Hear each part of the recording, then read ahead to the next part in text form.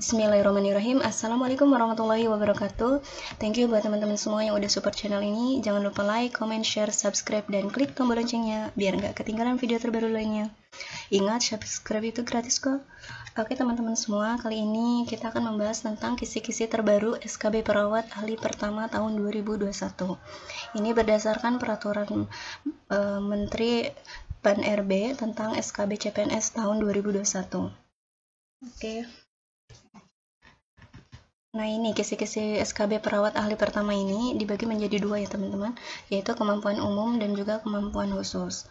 Nah, dari analisa kami bahwa kisi-kisi ini diambil dari uraian tugas jabatan fungsional menurut Peraturan Menteri Pendayagunaan Aparatur Negara Nomor 35 Tahun 2009. Ini tentang jabatan fungsional perawat. Nah, jabatan fungsional perawat ini adalah jabatan yang mempunyai ruang lingkup tugas, tanggung jawab, dan wewenang untuk melaksanakan kegiatan pelayanan keperawatan sesuai dengan peraturan perundang-undangan. Pejabat fungsional perawat, yang selanjutnya disebut perawat, adalah PNS yang diberi tugas, tanggung jawab, wewenang, dan hak secara penuh oleh pejabat yang berwenang untuk melaksanakan pelayanan keperawatan. Oke. Nah, ini di kisi-kisi terbaru, kemampuan umumnya ini memang berbeda dengan tahun kemarin ya teman-teman. Ini apa saja? Yang pertama ini komunikasi terapeutik dan komunikasi dengan klien. Kemudian yang kedua, support kepatuhan dan fasilitasi kebutuhan spiritual pada kondisi kehilangan. Yang ketiga, konsultasi keperawatan dan kolaborasi dengan dokter. Yang keempat, kemampuan sukarelawan dalam masalah kesehatan masyarakat. Yang kelima, evaluasi tindakan keperawatan pada individu. Yang keenam, pendokumentasian tindakan keperawatan. Nah, kemampuan khususnya ini ada 26 poin. Yang pertama itu pengkajian keperawatan dasar dan lanjutan. Nah, ini kan pengkajian keperawatan itu mungkin bedanya kalau perawat terampil ini kan biasanya sebatas pengkajian dasar saja. Kalau perawat ahli ini biasanya nyampe ke lanjutan gitu, atau sampai mungkin memerlukan pemeriksaan penunjang itu pengkajiannya. Kemudian yang kedua, kajian keperawatan dasar pada masyarakat.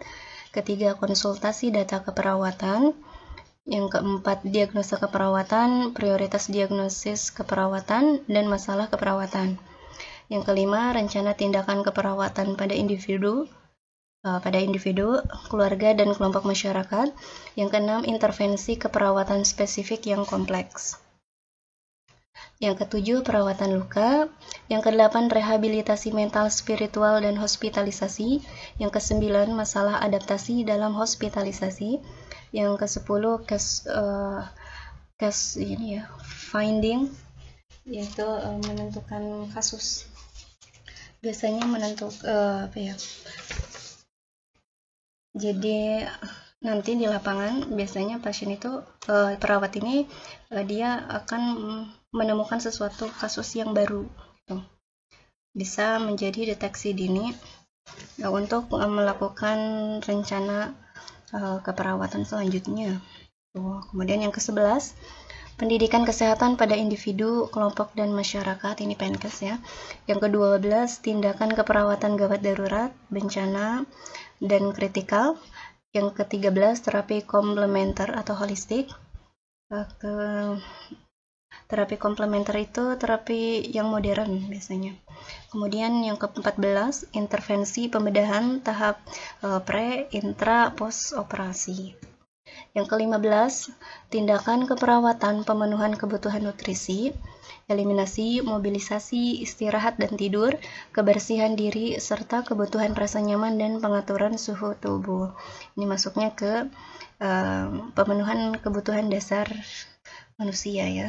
Kemudian yang ke-16, tumbuh kembang pada individu. Ini biasanya soalnya lebih ke stimulasi ya, tumbuh kembang pada anak. Kemudian 17, kontrol infeksi pada keluarga. 18, manajemen surveillance HIS. Nah, ini atau kata lainnya itu seperti infeksi nosokomial ya. Surveillance pelayanan kesehatan itu. Kemudian yang ke-19, peningkatan kepatuhan kewaspadaan standar. Yang ke-20, investigasi dan deteksi dini. Yang ke-21, oksigenasi kompleks. Yang ke-22, terapi aktivitas kelompok. Ini pada pasien gangguan jiwa ya. Kemudian nomor 23, pemantauan dan penilaian kondisi pasien. Yang ke-24, pengorganisasian pelaksanaan pelayanan keperawatan. Yang ke-25, pengelolaan tenaga keperawatan. Nah, ini biasanya ada hitung-menghitung.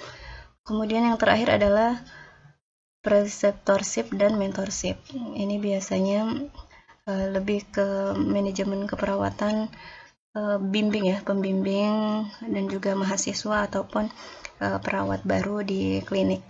Oke teman-teman, itu dulu kisi-kisi terbaru SKB Perawat Ahli Pertama tahun 2021. Untuk video selanjutnya itu kita akan membahas tentang contoh-contoh soal sesuai dengan kisi-kisi terbaru. Oke teman-teman, sekian, cukup dulu. Semangat belajar, salam sukses.